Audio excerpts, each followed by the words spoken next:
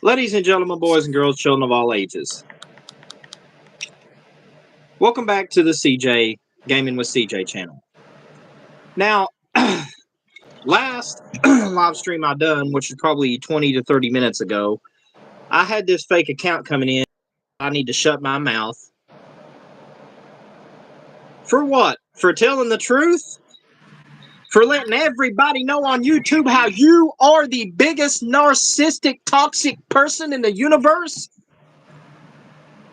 You know, it's funny how you tried to blame me and Iceman for the fake account bullshit, but now we know the real truth behind the fake accounts. It's not me. It's not Iceman. It's been you all along lying through your bullshit mouth. What else you gonna lie about? Huh? Maybe that's another person we can put on this live stream. Who else lied to us about some things? Oh, wait, that's right. He lied to us about being related to Ron Up Church. Bingo! You lied. Big O X. Liar. I think the motto would go, liar, liar, pants on fire.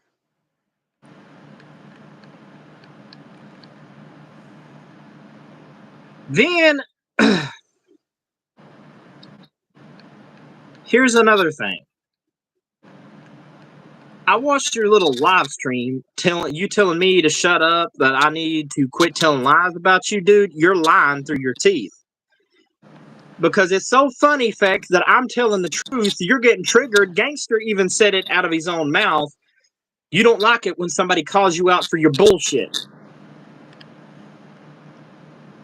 And Iceman was in the call when G said those words. Oh yeah, Feck. He said those words loud and clear.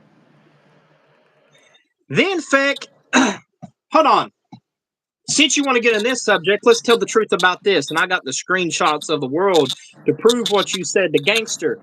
Didn't you call Gangster a porch monkey being racist towards my friend Gangster, which is African American? It's his skin color? That right there is about as low as you can get, dude. The thing is about my channel versus yours is true statements. My channel shows love. I don't sit here and try to make fake accounts just to come in and try to play this drama. You see, there's a thing about what Cowboy John said and quoted. Less drama you have, the more people it comes in. That's why I'm at the subscribers that I am right now, thanks to Cowboy John's help, and also my friend Devin Broski, which is like a brother to me. Feck, you can't take it that somebody's doing better than you, because you remind me of a baby that's literally trying to get a toy, and when his mom and dad tells him he can't get a toy, you cry and whine and moan like a toddler. True statement. And I know I made Cowboy John literally laugh here in the chat saying, liar, liar, pants on fire. It's definitely your statement, Feck, because your pants is on fire because you're a liar. I call it like I see it. And sorry to bust your bubble or bust your undies or whatever you're wearing nowadays. Could be diapers, I don't know. But the fact of the matter is, you 100% liar. Mm-hmm. In the words of Chris Jericho, and I quote, as Michael Coe would say, that was a bad idea from bad creative. You stupid moron.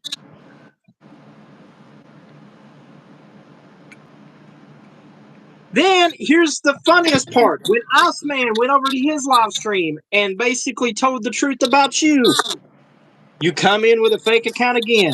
Same old thing. Fact. Same old thing. With two fake accounts. Two fake accounts.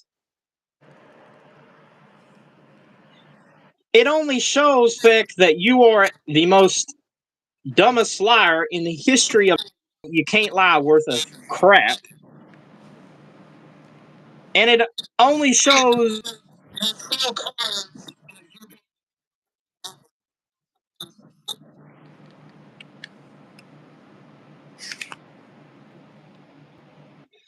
So now, since that's out of the question and we got that tucked in like a pillow, now Iceman's going to give his statement.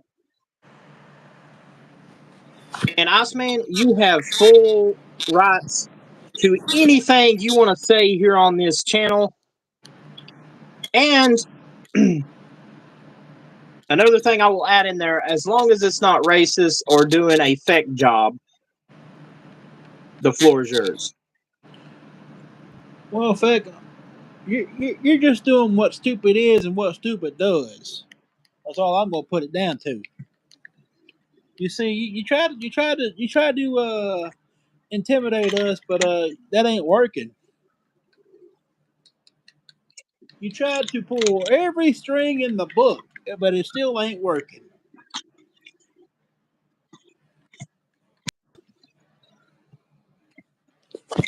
Cowboy John, I love you for this statement. You hit this right on the head.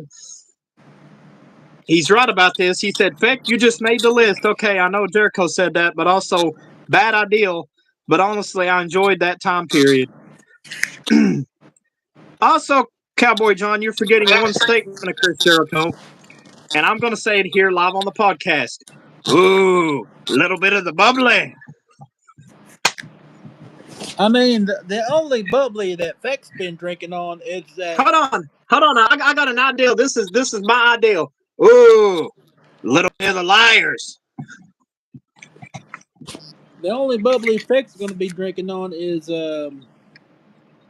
some Aaron McStrudels.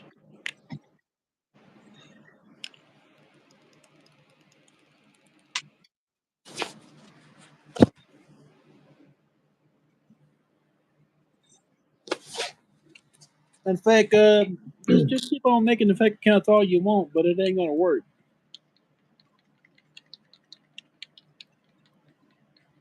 I loved what Cowboy John said.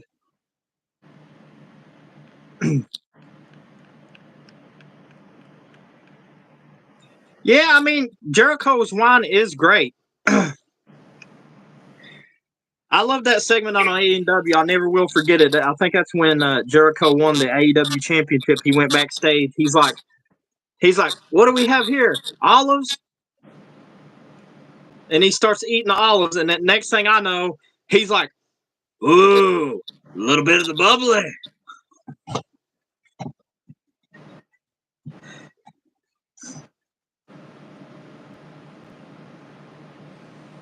That dude, I'm telling you, he deserves a Hall of Fame in either AEW or WWE. I'm saying that for a fact. That dude has worked his butt off for the wrestling business.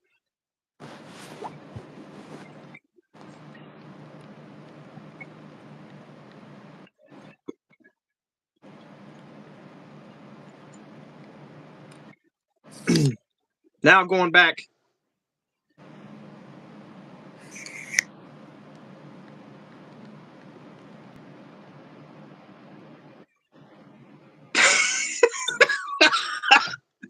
Cowboy John says, of course it's great. He wants you to drink the bubbly.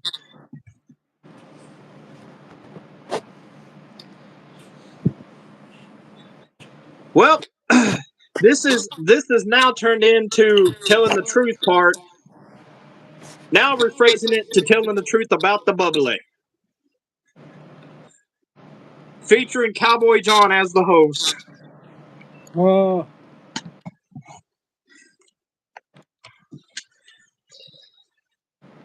Well, the question is now, is Cowboy John going to bring the bubbly to NWF and ISCW? That's the question there.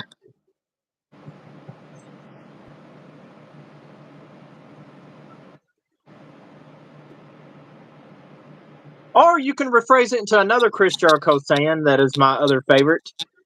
You know what happens? You know what happens when people lie? You know what happens when you wear that stupid suit, stupid tie, with a haircut? You just made the list! Or in our words, you just made the burnt list!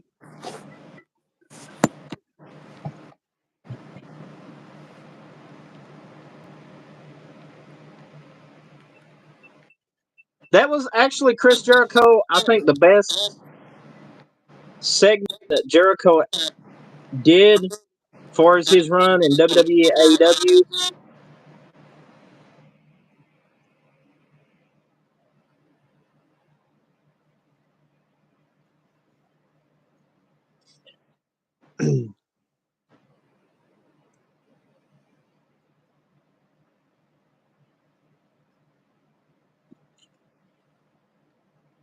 Well, look at Cowboy John. Anytime you want my character, just send me a shoot on Discord. Just drop your Discord in the chat, and I'll message you after the live stream, and you can get my call on a CC. I'll join LFW. Even Iceman will. Yep.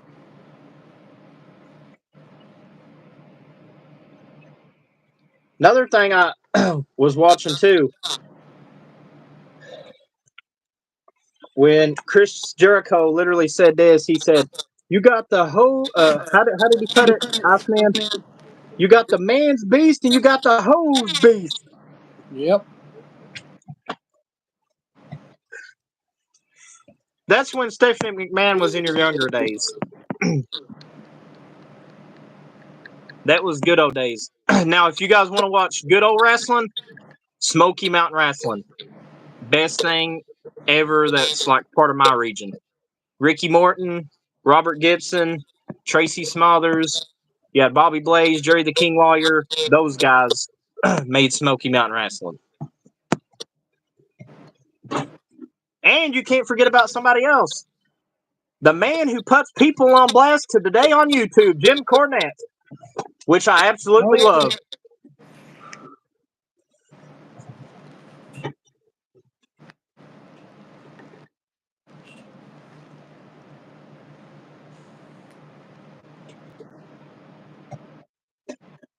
The question is, here on this Telling the Truth podcast, is simple.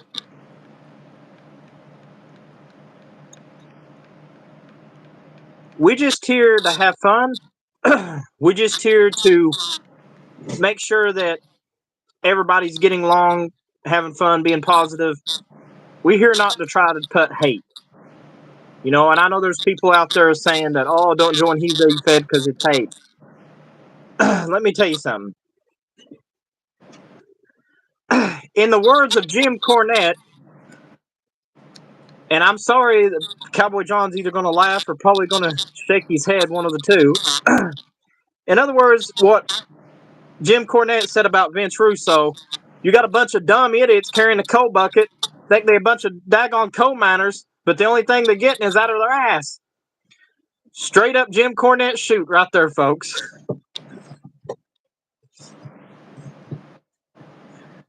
You got to love some good Jim Cornette. Best wrestling podcaster probably ever. Especially the shoot he did on Vince McMahon. Oh my God. You guys got to go watch that. If you guys going to watch some classics, favorite part about Smoky Mountain Wrestling? Ricky Morton,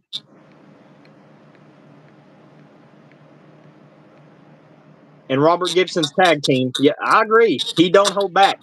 Primetime's right. He don't hold back. That's why I love Jim Cornette. He does not hold back.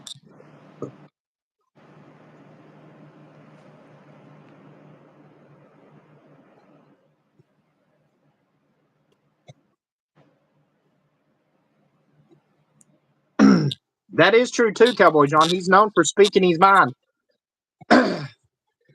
Even the part I love about Jim Cornette is when he watches a WWE show, he will have a feedback to that. And the thing I love about it is every time he goes live and does his feedbacks to either a Monday Night Raw or SmackDown, NXT, or even a pay-per-view of some sort, you always see Jim Cornette literally roasting the crap out of Vince McMahon first. And Jim Cornette said this in the podcast because I remember listening to it. He said, What the crap is this? A bunch of bull crap wrestling shows? Is this the only thing we're gonna get? Is bull crap wrestling?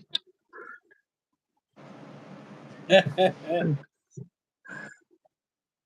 Cornette's actually, he's got I guess you could say he's got some of the best feedback for speaking his mind. And Primetime, I'm going to tell you the truth. Jim Cornette, yeah, there's a lot of people misunderstanding, but you gotta think. Some of these wrestling fans get butthurt over the least amount of things. Take, for instance, the guy that came in with a fake account. Feck. He's the Vince Russo. Yep. He's got the crappiest wrestling show on YouTube Universe. Makes me want to go on my toilet, eat nachos, chips, and pull the New Day with my bootios. Heck, they should call Feck's company called Canadian Butthurt Wrestling. No. Feck's show reminds me of when you turn on Barney the Dinosaur and says, I love you, you love me. It's like, okay, time to turn the channel. Click.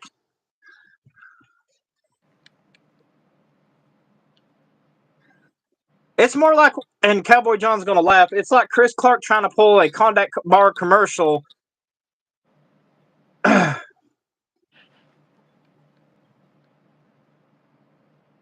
I mean, Cowboy John hit the nail right on the head. They do. They are so soft. It sucks. Like back then, like you take ECW, for example, hostile environment. Wrestling fans was literally about to jump the barricade on some of them wrestlers. You take ECW nowadays with wrestling fans nowadays, it'd be like an all-out brawl fight. I mean, it's the way I see it is you take a bunch of wrestling fans, especially the soft kind, and you put them in a hostile environment like ECW, and it's basically like you kick their feet to hit their toe on a board or something, and then they crying about something. That's the best way I can explain it. You know, if you went and watched old time wrestling like Smoky Mountain, NWA, that sort of thing, it'll give you a better knowledge of the wrestling industry as far as physiologically and the way they lock up and move. So basically, it's like if me and Iceman was in a match, right? First thing they always start out with, collar and elbow tie. You can go on any wrestling show, watch how they lock up. It's a collar and elbow tie. Wrestling, back then they didn't have this scripted where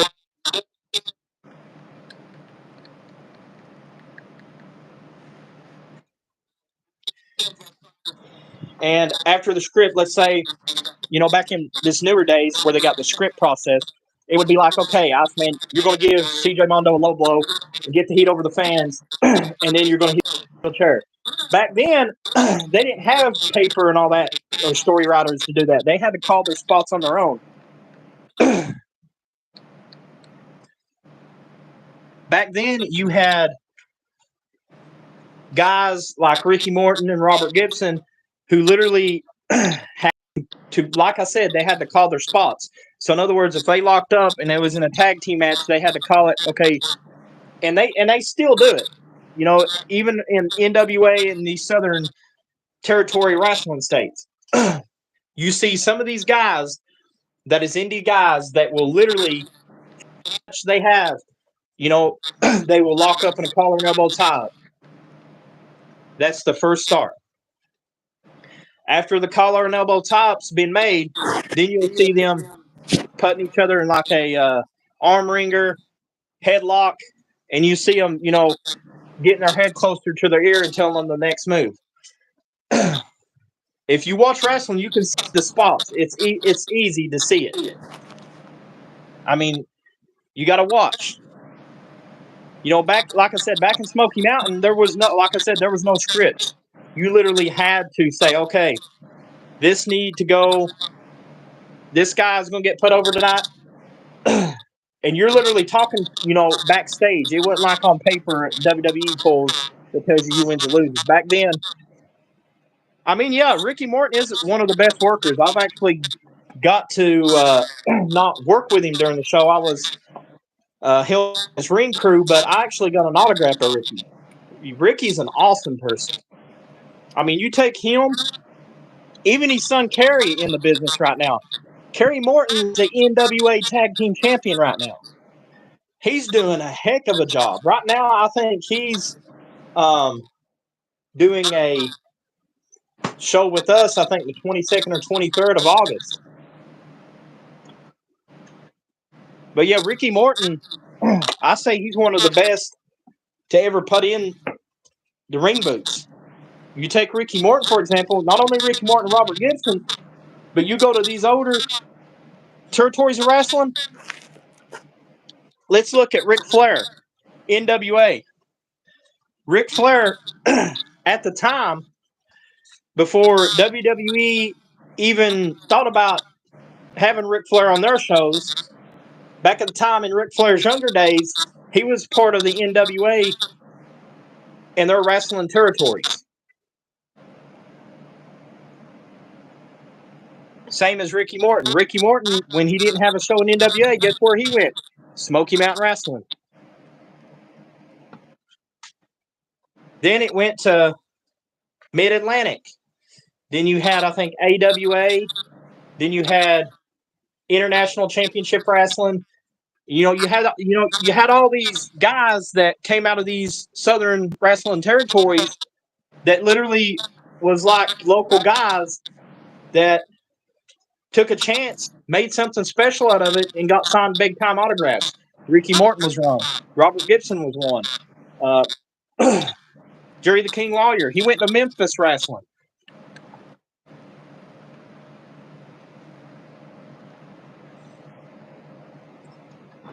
And the thing is, about the history of wrestling, if you guys go watch it, you'll learn more stuff than you will actually applying it. Watching helps you learn. It's kind of like watching a video on how to take tests. If you watch a video on how to take tests, you become a better test maker. Same thing for the wrestling world. If you watch wrestling, you can pick up on their things real easily. It's just you got to study more. You got to want it. It's not one of those things that you just automatically go in the ring, do it. You got to show heart. You got to put in work. You got to pay dues. You got to work for it. And that's what me and Brosky and Iceman are doing with our companies. We're not pushing anybody away. We're telling everybody, if you really want it, you will work for it. We're not going to hand you stuff.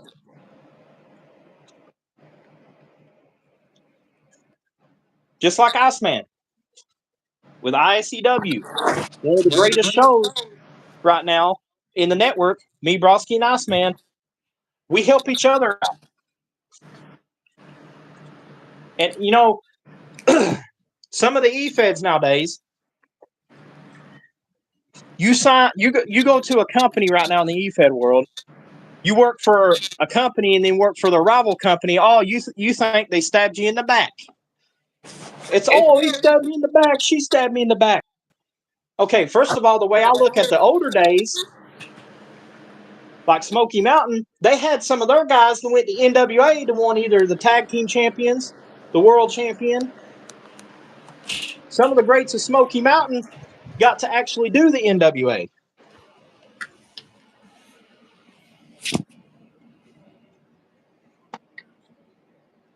Here's another name that's going to throw you off guard if you watch Smoky Mountain Wrestling.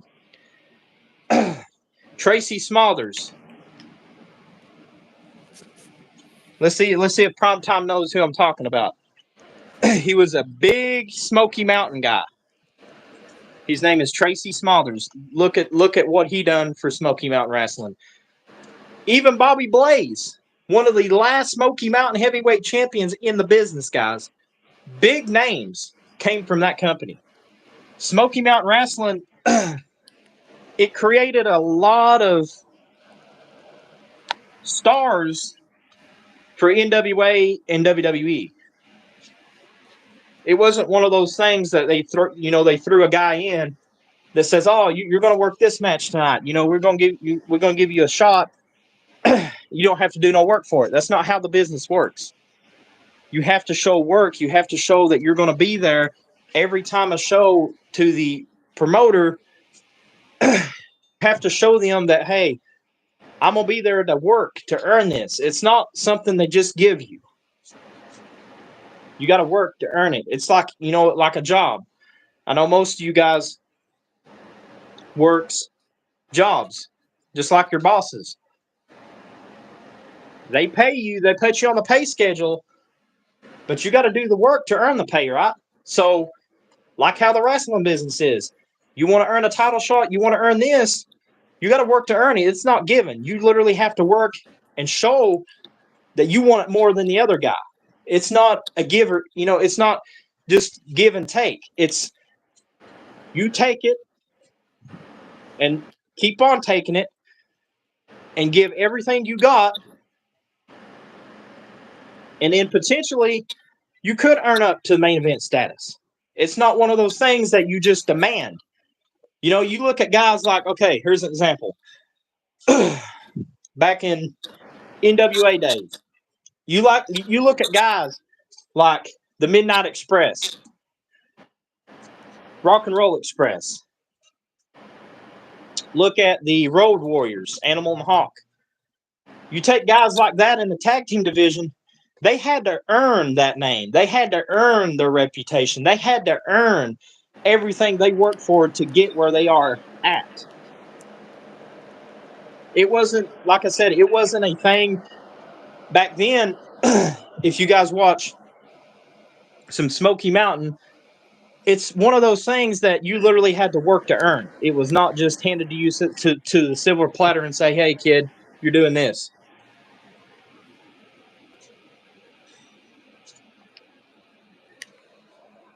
See, even Primetime's there's a lot of wrestlers. Primetime is basically saying here that that was big names in Smoky Mountain, and some of them guys went to WWE and AEW because they done good in Smoky Mountain. They got their names out there.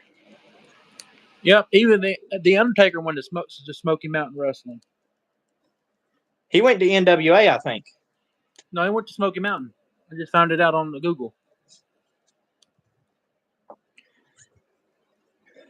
Maybe it was Smoky Mountain. Because I know he was on one of that because he had his manager Paul Barrier. I think that's his name. But here's the thing. OVW. Yeah, Kane did get started there. You look at OVW, the class that they had. Randy Orton, Brock Lesnar, Batista, John Cena. But also, you got to look past that. Past those legends that's done that.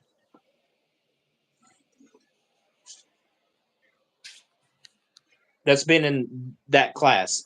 Same as Smoky Mountain Wrestling. When the first episode started, you had Jim Cornette. He was introducing some of the guys that was local. Smoky Mountain Wrestling was one of those things that, to me, everybody's got their own opinion. Smoky Mountain Wrestling was probably better than WWE. They didn't give us no bull crap.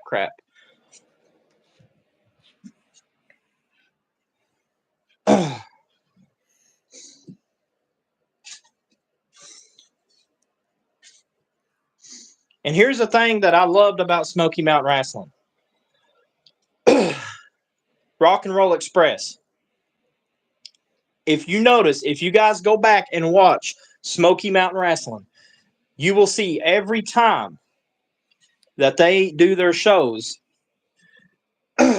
every time that Rock and Roll Express comes out, you hear that crowd popping off. That crowd is electric. It's like somebody turned up the power on the crowd. Now, that's one thing I can say about Ricky Morton and Robert Gibson. They know how to make that crowd come alive.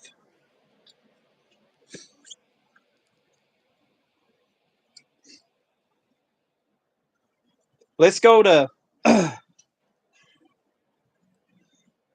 NWA, National Wrestling Alliance here. Little history. Harley Race. Matter of fact, I got the NWA title right here. Let me show you guys this.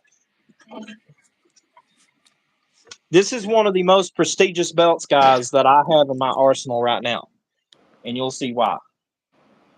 So if you see it right now, this is the NWA's title.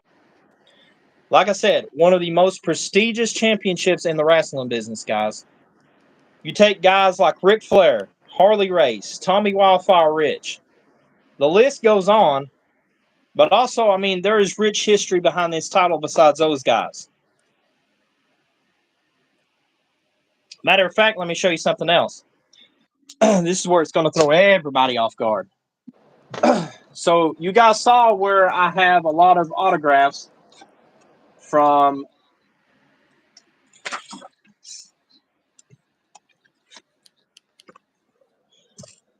the different superstars, right?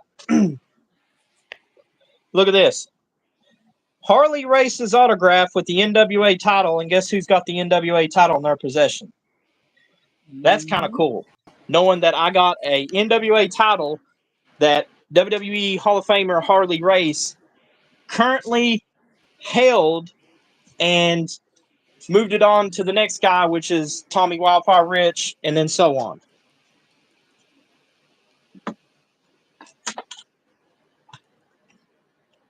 Like I said, there's much wrestling history, guys, if you guys go and watch. I mean, if you guys want to be better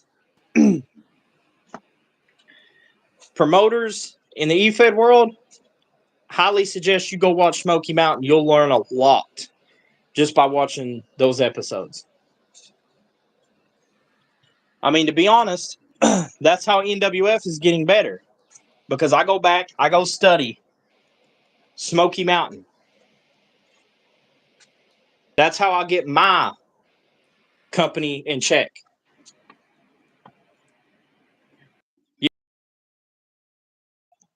American Dream, Dusty Rhodes, and you're forgetting somebody else.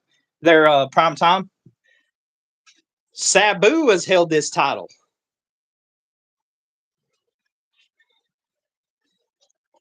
A lot of people don't know that, but go look at your wrestling history. You'll find out Sabu was a former NWA World Champion.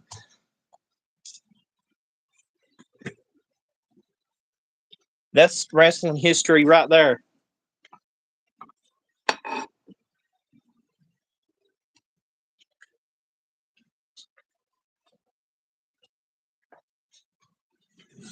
But here's the thing that I'm saying to you guys. If you guys go back and watch Smoky Mountain Wrestling, it's going to give you so much knowledge that you're going to be like, wow, like he's right about this. Smoky Mountain Wrestling was, growing up, I liked it better than I did WWE, to be honest.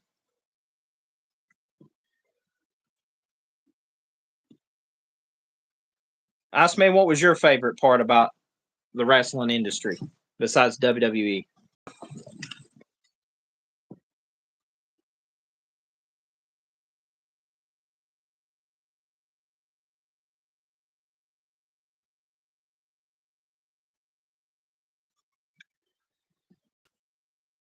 But like I said, that was my favorite part watching Smoky Mountain Wrestling. They had some good shows. I mean, yep, you're right, Primetime. There was the names that held the title. And also, if you guys go back and watch NWA, you will see. I would say I'm not really good at statistics, so don't hold me to this. But I would say 50 out of the 100% time, you would see stars that we know in the WWE that's Hall of Famers that's been in NWA. So that's a little wrestling history on that part to further yourself.